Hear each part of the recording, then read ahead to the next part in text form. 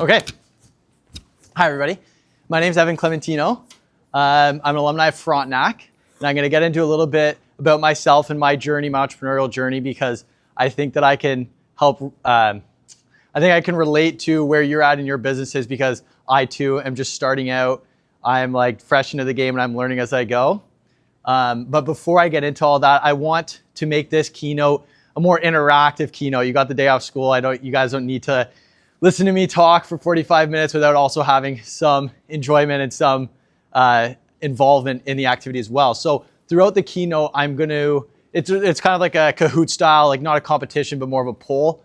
And we're gonna follow along this together. You're gonna be the one that kind of guides the conversation in a way. And that's gonna start by scanning the QR code and answering the first question. So you can go ahead and do that now if you haven't already. Essentially, your phone will guide you through all the other questions as we get to them in the slides. So just keep the phone open, and you'll be able to answer them. The first question, you can keep it there. Yeah. What inspires you to start something? In other words, why are you here? Why are we exploring entrepreneurship as an option?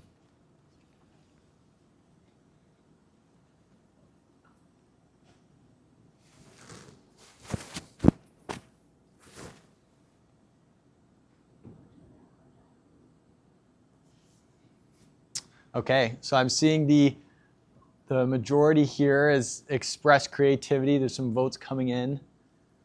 By the way, with all my questions, there is no right or wrong answer. This is more of like a reflective exercise for all of us. Okay, express creativity. Make money is a close second. Love it. I'm happy that you guys have an answer. You've settled upon something. Did everyone get connected all right into the survey? Okay, perfect. Okay, you can hit the next slide. My presentation has a bunch of quotes in here. This one's going to be a first one to start us off. It's pretty much the most cliche one I could have started with. Is Wayne Gretzky. You miss 100% of the shots that you don't take. We're all here because something has motivated us or inclined us to start something on our own, and we've taken the shot, right? Or maybe we're considering taking a shot. The reality is that in order to be an entrepreneur and in order to solve a problem that's worth solving, you're going to need to take a risk. You're going to need to embrace the uncertainty. And that's the essence of Wayne Gretzky's quote applied to entrepreneurship. Oh, I'll let them in. No, it's okay. I didn't realize they were locked. So you can, next slide, please. So about me, and I throughout the presentation, I'm going to kind of explain my journey, but also just explain kind of the thought process behind, my mindset on entrepreneurship. But I'm more than open to having questions throughout. I want it to be more conversational. So if you have questions about me, my business, or my non-business side of my life, or just in general about entrepreneurship, just shoot your hand up and we'll have a conversation about it. I graduated from Frontenac in 2018. I took a year off after high school, and then I went to Laurier for their business program, their BBA program. At Laurier, I concentrated in finance, and then I graduated from there in 2023. Since 2023, I've worked in construction on the tools before jumping into my own business, providing bookkeeping and like business intelligence analytics to construction companies, small local construction companies. I'm assuming most of us are in high school. Are we looking at universities, colleges? Is there, we're starting to think about what's going to happen after graduation day. And that, to me, reflecting on where I was in your position, those decisions that are made, they're important, but they also shouldn't be felt with so much pressure. And realistically, these decisions are going to be the ones that shape your journey, shape your entrepreneurial journey or your non-entrepreneurial journey. And we're going to look at how to make decisions today, or what to consider in your decision making today from the mind of an entrepreneur. As I mentioned earlier, I'm no business mogul. I'm no multimillionaire with some crazy startup. I'm really only a couple years older than you guys. And I've started this entrepreneurial journey. I want to share that with you And I think that's how I can be of service to you today and relatable to you today. One thing about me is that, like, a characteristic about me that has always kept me motivated is my curiosity. I think personally that's probably the characteristic that defines my ambition to be an entrepreneur. And we are going to look at, so that's a trait of mine, but what I'm really interested in is your traits and what you bring to the table. So cue the next question here. Which trait describes you best?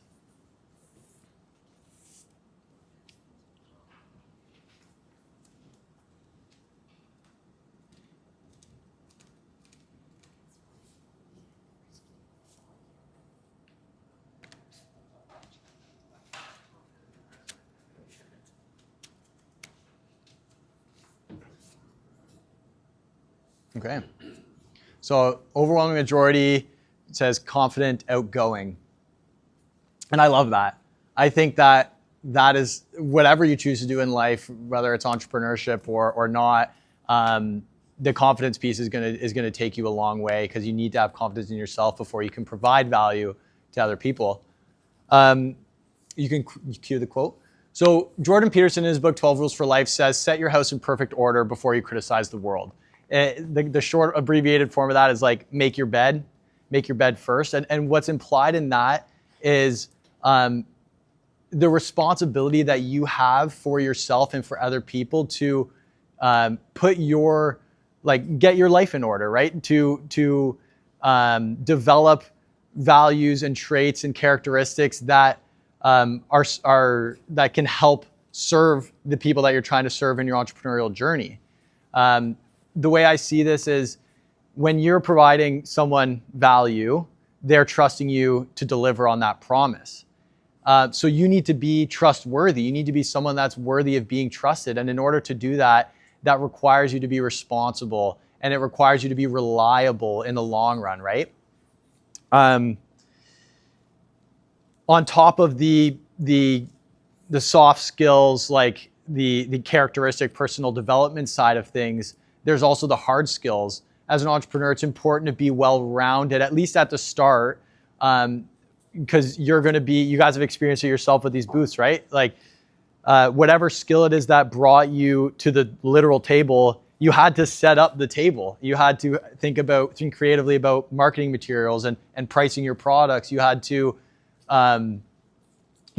have the ability to talk to people when they come to your table and they ask you about what your business is and how you can provide value to them. So having a developed skill set, being well-rounded and being able to serve people in that way is actually a responsibility of yours as an entrepreneur. So this is a theme that I think that you'll see throughout this presentation, is that entrepreneurship is it's just as much personal as it is business, right? Like, you being the leader of your destiny requires the personal development piece just as much as it does the commercial business piece, and we're going to focus on both of them. As we talk about personal development and self-awareness and what our values are, the segue into that is a principle on life design. So cue the next question here. If you imagine your future life, what feels most important to you?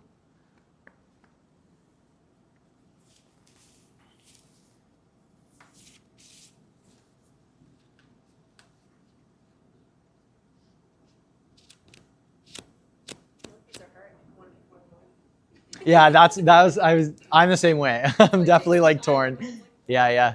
Take your time, guys.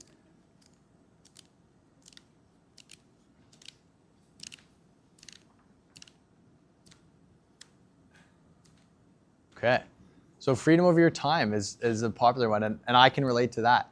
I'm curious, is anyone who picked that one or any of the other ones, do they care to share about why the freedom of their time piece resonates with them? You don't have to, but if someone wants to engage, I'm happy to engage with them. Here you go. No worries. Okay, that's okay.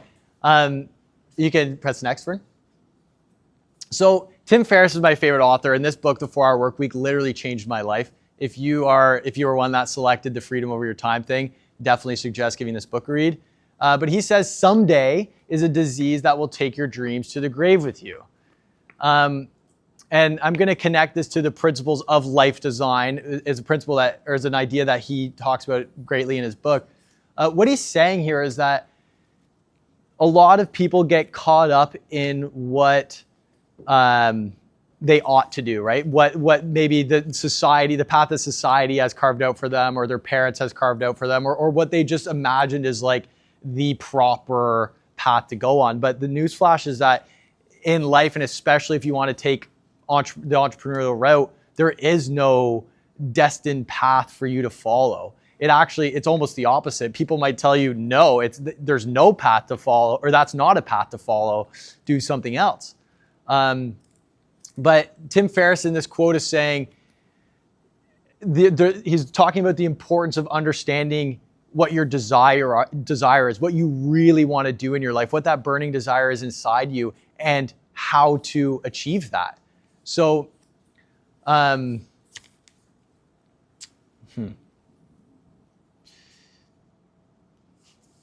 me, this implies the importance, like in relation to the self-development and the self-awareness piece, this implies the importance of knowing what you want out of your life in the future. And you're not going to know perfectly, right? Like life will take you in mysterious ways, but there should be a vision for your short-term or medium-term future that you're trying to achieve. Maybe that is the financial security piece that some people selected, like, okay, finding a job that has a very reliable, stable income.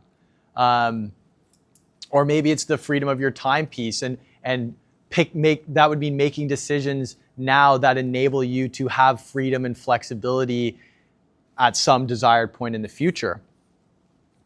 Applied to my life, so I said the freedom of my time was basically my main like lifestyle design preference. I've always just had this reluctancy to like clock in at 9 o'clock, leave at 5, sit at the desk. It never worked for me. And nonetheless, I went to business school, which is literally the like training ground for the corporate world. And I saw that was the direction that a lot of people were heading in. And I even considered it for myself, like that. I made that decision to go into school, and I saw, okay, the opportunities coming out of here and the co-op programs and everything are going to work downtown Toronto in the finance district, or being in a marketing team somewhere. So for me, that it actually took a lot of courage to say, you know what, that opportunity is what everyone else is saying is good for me, but it's not good for me because I'm going to be miserable if I do that. So I came back into Kingston, I joined the trades, and that's still a 9-to-5 job, actually probably longer, more physically taxing, but it had some elements to it too that I was more interested in. I was working with my hands, I was working outside, I was working with the boys. Like, it was a good time, and I really did enjoy the work that I was doing. And that's touches into that life design piece, because I had an understanding of like, what can I take right now? What can I not? As segueing into entrepreneurship, like I said, I do bookkeeping and business intelligence. I never saw that as like my calling. You know, bookkeeping isn't the sexiest job in the world, but it fits my life design in the greater sense, right? It is a business that I can run that helps me achieve the other goals in my life, being the autonomy, the freedom, the flexibility. And that's not to say I'm doing something I hate. I like doing what I'm doing. I'm actually more interested in the business leadership part and solving people's problems part, other than the actual number crunching, being on the computer. But my message to you is, figure out what it is that you want to see out of your life. Like, you know, if you're thinking about going to university or college or joining the workforce, what's the 5-year plan, or at least what's your 5-year aim? Like, do you want to graduate and join the corporate world, or do you want to graduate and maybe not find a job in that field? Do you want to join the trades right now with an ambition of making some money and saving up right away so that you can explore an entrepreneurial venture that you need some money for? These considerations up front are going to save you a lot of time and energy, and they're going to set you on the right path for yourself. And the benefit of the design aspect is that it makes things a little bit easier for you if you have that brain that's always scavenging for opportunity, like an entrepreneur, right? You're looking for opportunity around you, saying, oh, I can provide value here, I want to make this. If you shortlist the opportunities to things that apply to you and give you what you want out of your life, that makes the decision and the search a lot easier. So you can cue the next question here.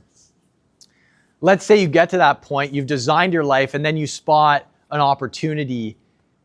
What is going to be your first move? What are you going to do? What's your next step once you think, you know what, I have an idea that I think could work?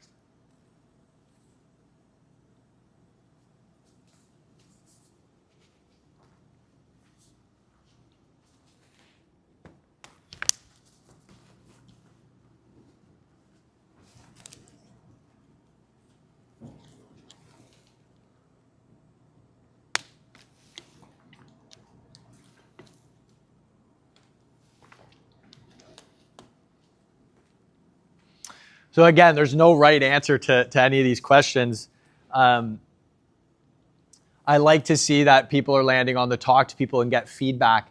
And it's because of you can cue the next quote here, this quote by Eric Rice, which is, the goal of the MVP, which is the minimum viable product, is to begin the process of learning, not end it. So now we're getting into the more business side of the entrepreneurial conversation. The MVP, the minimum viable product. Has anyone heard of this before? Okay. The MVP is essentially the absolutely minimal valuable solution to a problem that you are trying to solve. So, you've identified an opportunity, and so maybe we'll use your business as an example if you don't mind. So you've identified the opportunity. Can you explain your business just super briefly to people? Yeah, of course. Well, I think there's a big opportunity in digital content creation. So my idea is to predict how well those videos will perform to give insights to those creators. Perfect. Thank you. Thank you for sharing. Sorry to put you on the spot too. But so she's identified an opportunity, helping creators identify if a video is going to perform well before it performs. It's going to save people a lot of money, throwing stuff at the wall, seeing what sticks. They can at least come to it with some sort of plan. The first step once you've identified that opportunity is to see if it'll work, right? The real path to avoid is building the absolutely most perfect solution to whatever opportunity. So in this sense would be hiring a whole team of web developers and blowing up the business on every social media channel just to promote the marketing, just to learn that she didn't quite define the problem and present the optimal solution to that problem. The real scientific approach is to identify all of your assumptions in that problem and say, okay, how can I start to check the boxes and validate the truth of this assumption?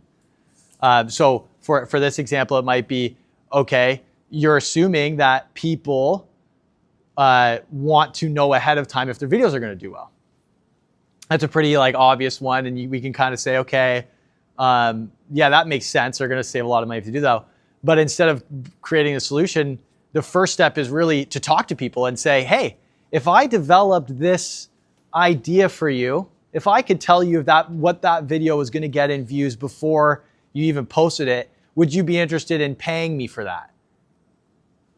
If they say no point in developing the idea, right? Maybe you talk to a couple other people, of course, but the idea is you don't want to waste the time and waste the money to develop that idea to then learn that it's not going to stick.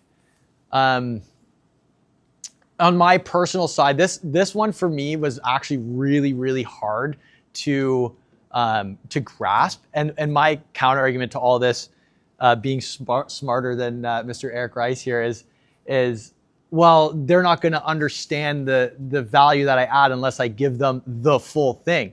Like, only the minimum part does not provide the value that it needs to. I need to put in all the effort. I need to finish the product.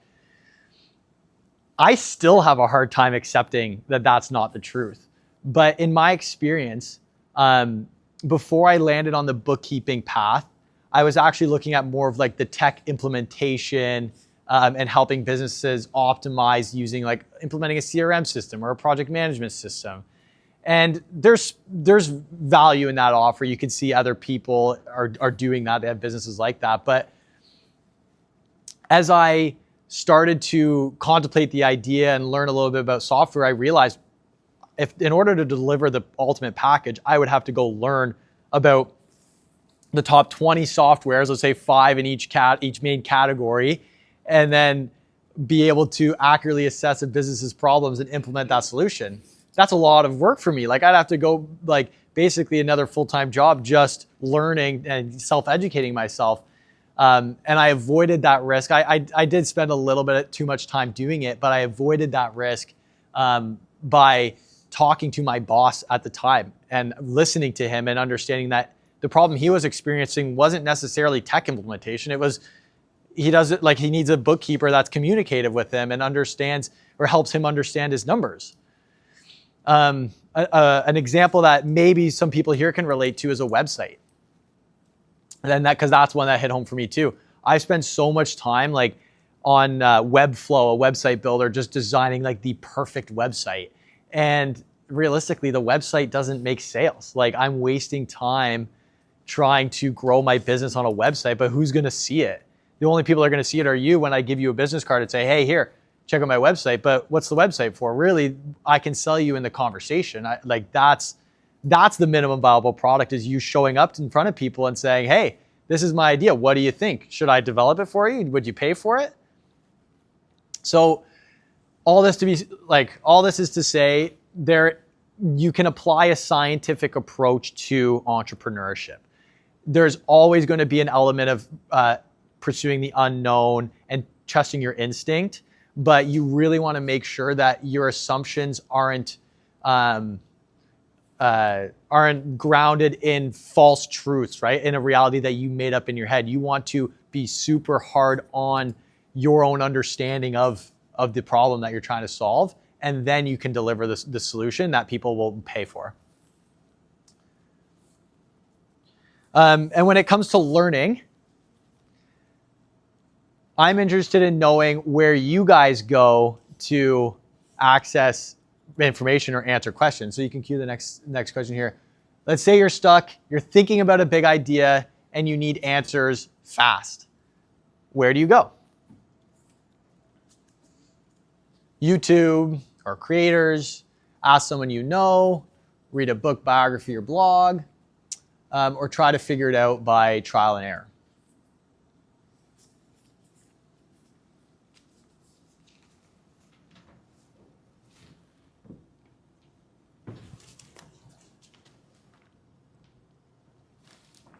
Okay. Last minute change here. Try to figure it out by trial and error. Great. Again, there's no right option. The one that I do want to talk about, though, I'm interested in the YouTube and stuff, but the option I do want to talk about is the ask someone I know who's been there. So you can cue the next quote. Oprah says a mentor is someone who allows you to see the hope inside yourself. And I want to just explore this idea of mentorship in entrepreneurship because the two go hand in hand. Does anyone here have someone that they'd consider to be a mentor? Someone that they can go to and ask questions for or troubleshoot ideas with? Maybe it's your parents. Maybe it's a teacher or somebody else, another friend who's started a business that you ask. The value of a mentor is, to me, it's not an option, it's almost a necessity. And it goes back to that piece on learning, validating your idea. There's people that are ahead of you in life, right? Like in their maturity and their growth in their career. And these people have learned things that you're on the path to learning as well. So when you talk to mentors, they can help you learn without you having to go and be stuck on certain failures or in certain experiences, right? You're going to learn a lot of your own wealth of knowledge too, but combine that with the wealth of knowledge that a mentor can give you, and you unlock this world-class education without being in a classroom or reading. It's literally like somebody in your community who works with the same people you're trying to sell to. They understand who your client is and they can tell you something about that person. You can't read that in a book, right? And you might have a hard time getting in front of those people to learn that about them, but you can talk to a mentor who's been there and who can lay down that truth for you right off the bat. So the mentorship piece is key, and I want to share my experience with a mentor as well, because mentors have helped me immensely. So when I was exploring this idea of like the tech implementation side of helping contractors, I was connected with a woman who does fractional CFO work, and I had never heard of that job before. Like a fractional CFO, a fractional chief financial officer is someone who basically runs the financial side of a business for multiple different businesses, almost in like a part-time approach. So instead of working for a big company, being the full-time guy, this woman is actually across multiple different businesses, maybe once a week, or just helping them with certain tasks. So I'm going to secure financing for this business, or I'm going to help them understand who their most profitable customers are.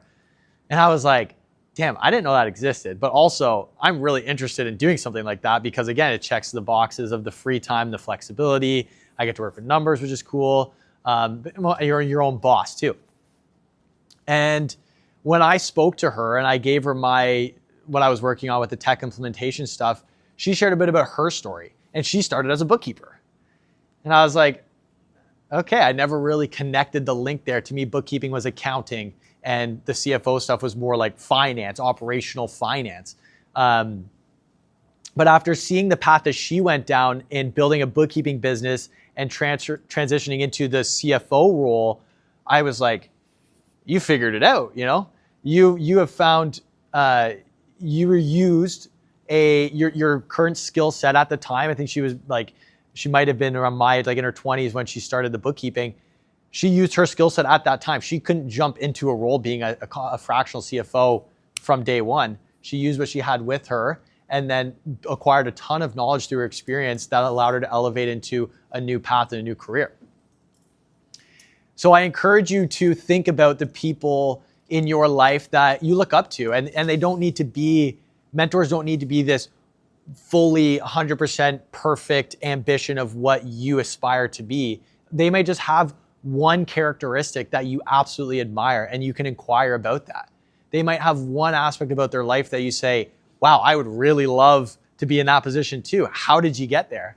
And you'll be really surprised that most people are willing to set the time aside to share with you. Like, I'm honored to be here today just to communicate and share what I've learned. I don't know, maybe it's a self-serving thing. I frame it as not being, right? Like I'm here for you. The reality is that use that to your advantage. Reach out to people and talk to them and ask them how they got there and how they've achieved what they've achieved, and they will be more than happy to help you. And use the student card too, right? Like, oh, I'm a student. I'm thinking about this idea. I'm just starting out in this business. Like, people are more than happy to help in that regard. Now, on the conversation of mentorship comes the idea of the ideas of decision making here. You can cue the next question. Now that you've defined an opportunity and you are interested in, or are you experiencing some setbacks or some roadblocks, what is your move going to be? What is your envision of pushing through when times get tough?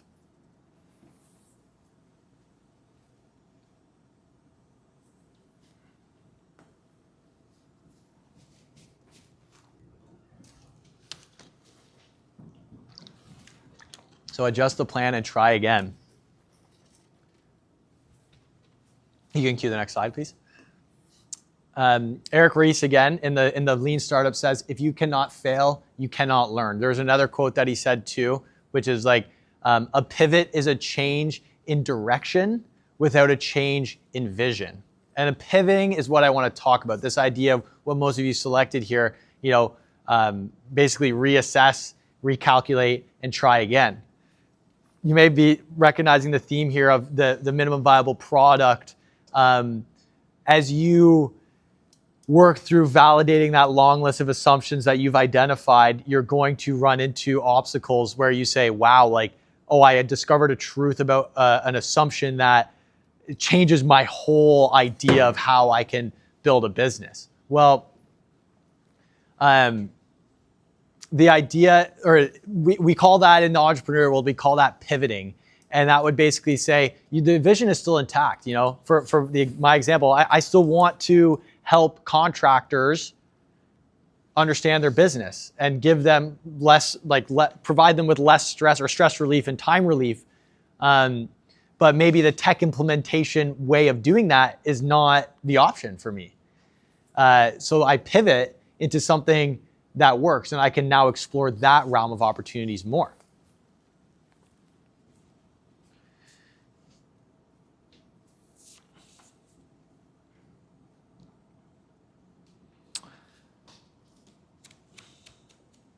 It doesn't have to be on the idea itself, the pivot. It can be on the approach to delivering value. So when I look behind me here, there's all these great ideas, value-adding ideas, things that people have been and will continue to be willing to pay for. Maybe the pivoting comes in the outlet in which you sell something, right? You might be thinking, oh, I need to get an e-commerce website, or oh, I need to be in a store somewhere. I need to make local connections. The pivoting doesn't apply to necessarily the solution to the problem you're trying to solve, but also any aspect of growing your business and delivering value. How, what's your brand going to be? Maybe you should brand it as with a really professional imperial look, or maybe it should be a more creative, relaxed look. These decisions, this idea of pivoting works with all aspects of your business, and applying the scientific approach to it and saying, identify the assumption, validate if that assumption is true or not, and then act accordingly will take you every single day through this entrepreneurial journey. And now let's hypothesize that you've pivoted continually, you've been failing as fast as you can in order to learn and to pivot all the time, and you finally reached something eureka. You've reached some level of success, and your business is you're ready to grow, or at least it looks like your business is going to start ramping up. You start seeing your success and what is going to be your next move.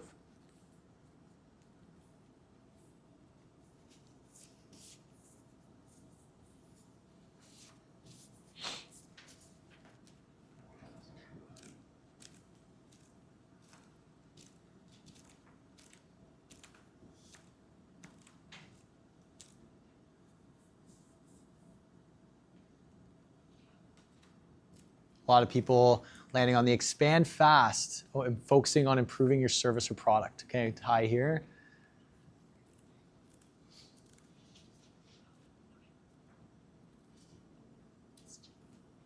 Are you guys trying to guess the right answer? Focus on improving your service or product. Okay, so you can cue the next. You're locked in now. Judith Glazer says, trust is the human currency of business. And you may be asking, trust, we were just talking about growth, what's going on? Well, there's a fundamental underlying component to operating a business. As I started this out with, you need to be trustworthy, right? People are putting trust in you to deliver a service. You need to be trustworthy. And that is going to exist in every single day that you are in operation and in service of your clients. So when you're looking at growth decisions, the real threat is that you go down a pathway where you lose the trust of the people that allow you to survive and thrive and make money, your clients. So as we look back at those options, there's no right or wrong answer as long as the answer incorporates that your clients still trust you and you're still in service of the people who have made this all happen. So expanding to more customers or in different markets, that's an option. But if your ducks aren't in a row, if you haven't built out an expansion plan that allows you to keep delivering quality services to your clients, well, that's not the right move, because then you're not going to be able to serve anybody, right? You're going to lose the value that you've worked so hard to build up. On the other hand, if your ducks are in a row and you have refined the product and service, everything is seeming to be in order and you're ready to expand, it might be time to expand if you're competing with another business that is looking to take their fair share of the market, right? There's this competitive side to entrepreneurship that I don't talk about too much today, but there's that fast pace, get to the point or get to the solution first. But again, the fundamental component to all of this is that your clients are there and will continue to be there because you continue to be reliable and trusted upon.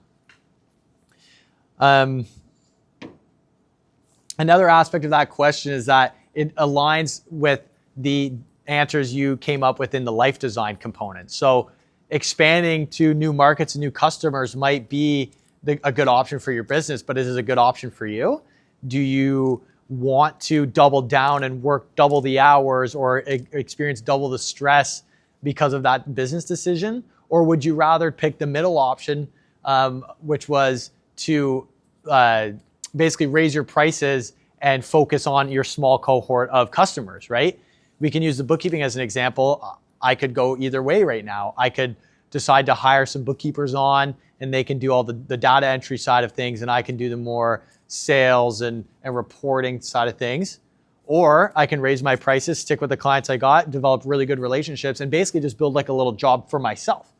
The real answer to that question is going to be completely personal and dependent on what you want out of your life and your experience doing all this. And then lastly, to wrap things up with the last question here, because we talked about life design again, I'm interested in what's going on for you right now. What of these options, which one deserves the most focus for you? Are you interested in building your knowledge, your experience, your independence, your connections, or your mindset?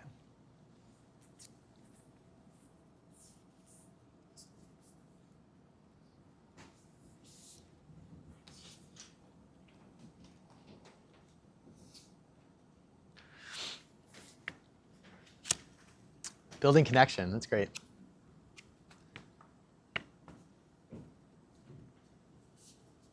Next, please. One of my favorite quotes, and I actually, like in preparation of this slide, I came across it again. I hadn't heard it in years, but Rome wasn't built in a day, but they were laying bricks every hour. I think this honestly captures the essence of the personal development and finding your direction and finding your path, because something that I not struggled with, but something that was always on my mind, especially at your age, was like, I kind of had this burning desire to be an entrepreneur. I wanted to do something, right? Like I was always quite involved with the school and I wanted to provide value in some sense. And I felt like I wanted a lot of things at once. Like on that list, I wanted all of it. But the reality is, especially when it comes to entrepreneurship, the opportunity, you might have that entrepreneurial fire in you right now. The opportunity might not, like the stars might not align yet. The opportunity might not be there. And a lot of people would say, no, you got to push it. You got to force what you want out of life, right? You got to take the opportunity. You got to make that opportunity. You got to find it. And I say, yes, I agree. Like you have to be willing to put yourself out there and you have to be willing to take the risk and trust your instinct, but also don't be so hard on yourself about not having $1 million business today. You guys have done, like literally, I'm so amazed at the quality and the attention to detail that you put into your work. And that's something that I think all of you can be proud of. You have already stepped outside of your comfort zone and gone a different direction from your friends or your family or your peers in putting yourself out there and putting your name on something and saying, that's me and that's the value that I can provide to you. Whether this business is the one that takes off and you find your career around it, or it's the next one, the idea is that in the meantime, all that you can really do is focus on being a little bit better every day. You can you can continue to lay these bricks, whether that is, to further your education and develop a more specified skill set, or whether that's to focus on your emotional and relational aspects of your life, like developing your relationships with your friends and your family. All of these aspects, all of these options are going to serve you very, very well as you finally stumble across some opportunity one day and say, oh, look at this. I have the toolkit, the skill set to capitalize on this opportunity, and I've recognized that there's value here, and we're going to pursue it. So trust the process and continue to lay the bricks. And when we talk about skill set, that's why we're here today. As I mentioned, you're showcasing it right here behind me. I am really, really excited to see these skills and learn more about you guys and your businesses today in the pitches. I'm happy to provide feedback, and I understand that you have the opportunity to pitch to a wider audience in the near future. Is it May? They're going to May? Yeah, so that's a great opportunity for you to sharpen your skill set and just to expose yourself to the feedback and the conversations that will happen around your business, and you can start validating those assumptions. So today, I want to open up today to be a place for you to explore your skill sets, to really define what's going to help you champion forward, and to understand, what do I need to focus on in order to be a well-rounded entrepreneur, in order to pursue the next thing. So with your pitches, feel free to experiment with the way you phrase things. Feel free to ask questions and be open to that honest feedback.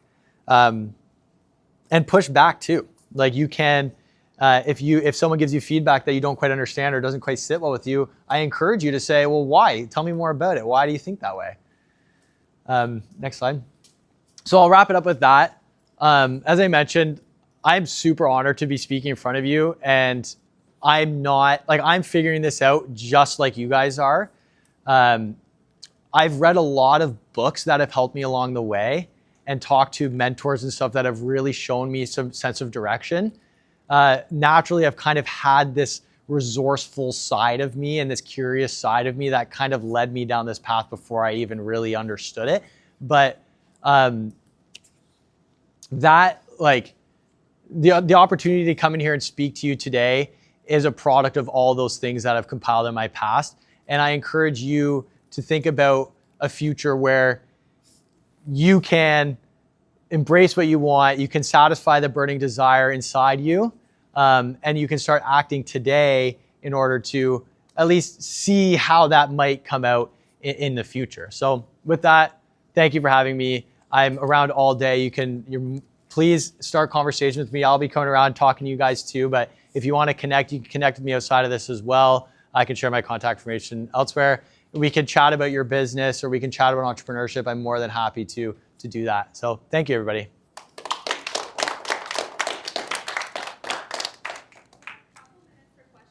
Yeah, please. Any questions? And I know you'll be around all day. I'm just going to open the door here, but anyone has any questions about? I have one question. Yeah, of course. Just in terms of your journey through elementary school, high school, what was one of the first things that you were like, this is kind of where I want to go. I want to be kind of in entrepreneurship world. Yeah. What did that? How young, I guess, did that come about within you, and then kind of how did it spark? Yeah, thanks. Yeah, I'm definitely not I didn't have some crazy business as a kid where it was oh yeah, when I was 12, I was cutting 30 lawns in the neighborhood. I don't really have that kind of clear cut experience, but I have recognized in myself that I was co-pres, and I was always interested in students council and stuff. So that side of my personality, I kind of related it to entrepreneurship, where I was okay, I'm willing to put myself out there and do work that I don't have to do. Why am I, speaking in front of my class at an assembly? I think I always kind of saw that as entrepreneurship, but then the real entrepreneurial, my first step was tutoring. So when I was on my year off, I had tutored a little bit in high school.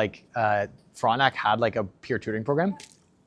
And I was looking for like some side cash on my year off, and I ended up going into Frontenac with a couple business cards and just being like, hey, if you guys need tutors, you know me, like just tell, like people can reach out to me, I'll tutor math. Took a gap year after high school? Yeah. So and that was really my first entrepreneurial journey, but it was really just like me finding like students to tutor for cash, and then like turned into a like kind of like an agency. Like I had a couple tutors that I would like give work to and I'd take a cut, but that's a glorified word for what I was doing. I think I made like $500 that whole year, maybe in my share of the cut, but it's like enough to pay for the website or something like that. But yeah, so that was kind of my early days. That was my first acknowledgement of it. But And were there yeah. certain classes that, I'm just thinking a lot of students here are like going into high school or already in high school, were there certain classes that helped kind of develop those skills that they might consider in terms of like the leadership side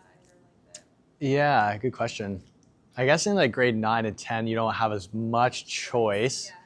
Yeah. I always took like the academic route, but I loved math and I loved the classroom. Like, so I can be like, yeah, just do the hard classes. Like, I don't know, but I think realistically, it's whatever one's aligned with what you're interested in. Like my brother actually may be a good example because I have a twin brother. We're very similar in a lot of ways. He's very, very smart. Like I think he aced his grade 10 math exam or something. Like, but he didn't take any university courses once grade 11 and 12 came.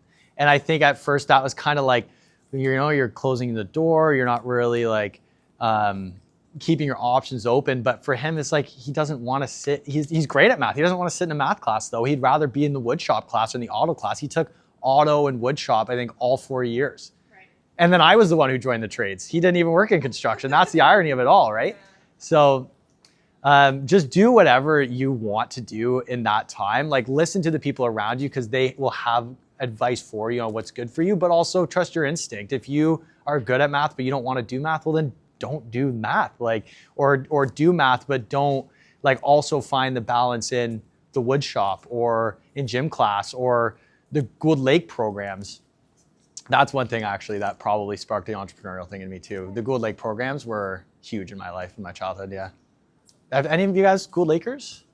Anyone do the Gould Lake programs? Yeah. Probably not yet for these ones. Yeah, some of them might not. Yeah. They have a grade 6 program, like summer after grade 6, I think is their first, maybe even 5 now. Like they do like the day camp Yeah, the day side. camp ones, Yeah. No, I love it. Like There's if some summer programs too that are out right now. That's cool. yeah, the Gould Lake thing was absolutely key for me. Yeah.